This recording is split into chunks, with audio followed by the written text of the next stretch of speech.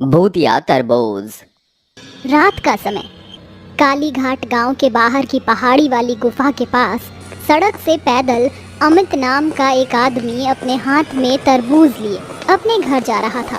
तभी उस गुफा से एक भयानक चुड़ैल बाहर निकलती है। उसकी नज़र अमित और उसके हाथ में रखे तरबूज पर पड़ती है। ये इंसान मेरे इलाके में कैसे आया और इसके हाथ में ये चीज़ क्या है? तभी चुड़ैल अमित को जोर से आवाज लगाती है, ए रुक जा। चुड़ैल को देखकर अमित की आंखें फटी की फटी रह जाती हैं। चुड़ैल, अरे बाप रे, कहीं ये चुड़ैल मुझे पकड़ न ले। अमित तेजी से तरबूज लिए अपने गांव की ओर भागने लगता है। उसके पीछे वो चुड़ैल भी भागती है। अरे बाप रे, ये चुड़ैल तो मेरे पीछे पड़ गई। अरे बचाओ रे। कहाँ तक भागेगा नौजवान? अमित दौड़ते दौड़ते अपने गांव में पहुंच जाता है। तभी उसके हाथ से वो तरबूज वहीं बरगद के पेड़ से टकराकर नीचे गिर जाता है। ये देखकर चुड़ैल झट से उस तरबूज को अपने हाथ में लेती है। तभी अमित वहां से भाग जाता है। अरे ये तो बड़ी ठंडी चीज़ है। ये बाहर से इतनी ठंडी है तो अंदर से कितनी ठंडी होगी। चलो मैं इसके अंदर जाकर देखती हूँ। चुड़ैल अपनी शक्ति से उस तरबूज के अंदर घुस जाती है।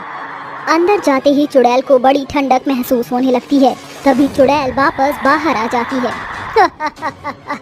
अरे वाह, इसके अंदर का माहौल तो मेरी गुफा से भी ज़्यादा ठंडा है। ये तो बड़ी कमाल की चीज़ है। चलो मैं इसी को अपना घर बना लेती हूँ। एक काम करती हूँ, मैं इसे इस पेड़ पर लटका देती हूँ। अब से यही मेरा घर है।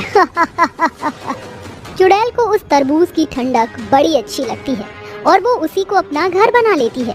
उसके बाद वो चुड़ैल उस तरबूज को उस बरगद के पेड़ पर लटका देती है और उस तरबूज में घुस जाती है। अब वो तरबूज उस पेड़ से लटका हुआ था। अगले दिन सवेरे काली घाट वाले अपने अपने कारोबार से लग जाते हैं। तभी एक पीयूष नाम के व्यक्ति की नजर उस बरगद के पेड़ पर लटके तरबूज पर पड़ती है। अरे ये क्या, इस बरगद के पेड़ पर तरबूज उगाया? ये कैसा चमत्कार है? तरबूज को देख पीयूष हैरान हो जाता है। तभी वो चिल्लाने लगता है, अरे देखो देखो गाँव वालों, अरे अपने गाँव में ये कैसा चमत्कार हो गया। आओ, अरे आओ आओ सब देखो। पीयूष की आवाज सुनकर वहाँ काफी सारे गांव वाले जमा हो जाते हैं। सब जैसे ही बरगद के पेड़ पर उस तरबूज को लटकता देखते हैं तो सब दंग रह जाते हैं। अरे बाप रे, ये कैसा चमत्कार है? इस बरगद के पेड़ पर ये तरबूज कैसे उगाया? अरे ये तो कमाल ही हो गया। हमारे गांव का ये पेड़ तो चमत्कारी पेड़ बन गया। सारे गांव वाले ये सब देखकर चमत्कार समझ रहे थे। सब उस पेड़ के पास नाचने लगते हैं, ढोल बजाते हैं। तभी एक रोहित नाम का आदमी कहता है, इस तरबूज को मैं अभी तोड़कर खा जाता हूँ। अरे नहीं नहीं, खबरदार, अगर किसी ने इस तरबूज को हाथ लगाया तो ये एक चमत्कारी तरबूज है, इसे कोई नहीं तोड़ेगा। भोले भाले गांव वाले उस पेड़ को चमत्कारी पेड़ समझ रहे थे, पर वो पेड़ का चमत्कार नहीं बल्कि उस भयानक चुड़ैल का चमत्कार था। देखते ही देखते रात हो जाती है। सारे गांव वाले अपने अपने घरों में सोए हुए थे। तभी रोहित एक बड़ा सा छुरा खंजर लेकर उस पेड़ के पास आता है। आज मैं इस चमत्कारी तरबूज को खाकर जादू इंसान बन जाऊंगा। फिर मैं भी सुपरमैन की तरह हवा में उड़ने लगूंगा। बेवकूफ रोहित को अंदाजा भी नहीं था कि वो क्या करने जा रहा है। तभी रोहित उस तरबूज के ऊपर जोर से खंजर फेंक कर मारता है, जिसके बाद उस तरबूज के 2 टुकड़े हो जाते हैं और वो नीचे गिर जाता है। नीचे गिरते ही उस तरबूज में बैठी चुड़ैल जो सोई हुई थी वो जाग जाती है। तभी उस तरबूज से धुआं निकलता है और उस धुएं से वही भयानक चुड़ैल बाहर निकल आती है, जिसे देखकर रोहित की सुसु निकल जाती है। क्या निकल गया इस तरबूज से? तूने मेरा घर तोड़ दिया, अब मैं तुझे जिंदा नहीं छोड़ूंगी। अरे ये तो चुड़ैल है रे। अरे भाग मोहित, यहाँ से भाग रोहित। रोहित जैसे ही भागता है तभी वो चुड़ैल रोहित को पकड़ लेती है। ये देखकर रोहित जोर जोर से रोने लगता है। अरे चुड़ैल काकी, मुझे छोड़ दे। मेरा घर तोड़कर भाग रहा है, आज तो मैं तुझे कच्चा ही चबा जाऊंगी। चुड़ैल का भयानक रूप देखकर रोहित पूरा पसीना पसीना हो गया था। उसे अपने सामने अपनी मौत नजर आ रही थी। तभी वो चुड़ैल रोहित को वहीं जान से मार देती है और उसका खून पी जाती है। मेरे घर को उजाड़ दिया, अब मैं इस गांव के हर इंसान को बेघर कर दूंगी। मैं सबको जान से मार दूंगी। चुड़ैल गुस्से में आकर गांव में आती है और पीयूष के घर में घुस जाती है। पीयूष अपनी पत्नी के साथ सोया हुआ था।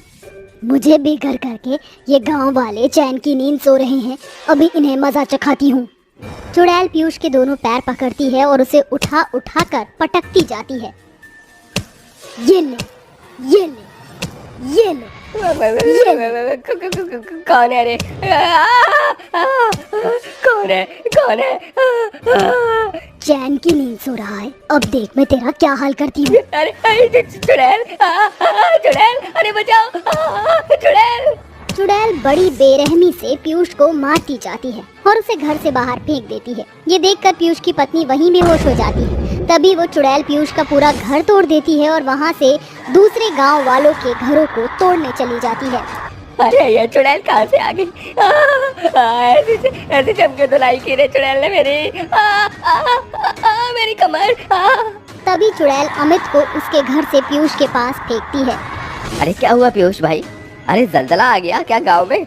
अरे कौन है ये? ये चुड़ैल है क्या? चुड़ैल?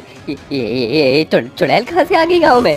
वो चुड़ैल एक एक करके सारे गांव वालों को मार मार कर पीयूष के पास फेंकती है। धीरे धीरे करके सारे गांव वाले उस चुड़ैल के हाथ से मार खाकर जख्मी हो जाते हैं। वो चुड़ैल पूरे गांव के घरों को तोड़ देती है। सारे गांव वाले उस चुड़ैल के कहर से कांपने लगते हैं। तभी चुड़ैल उन सबके पास आती है। चुड़ैल, हमें क्यों मार रही हो? हम गांव वालों ने तुम्हारा क्या बुरा किया है? क्यों तुमने हमारे घरों को तोड़ दिया? इस गांव के एक व्यक्ति ने मेरा तरबूज का घर तोड़ दिया। मेरा घर उस बरगद के पेड़ पर लटके उस तरबूज में था और इसी गांव के एक व्यक्ति ने मेरा वही घर खंजर से छन्नी छन्नी कर दिया, मुझे बेघर कर दिया। अब मैं इस गांव के हर इंसान को मौत की नींद सुला दूंगी। मैं सबको जान से मार दूंगी।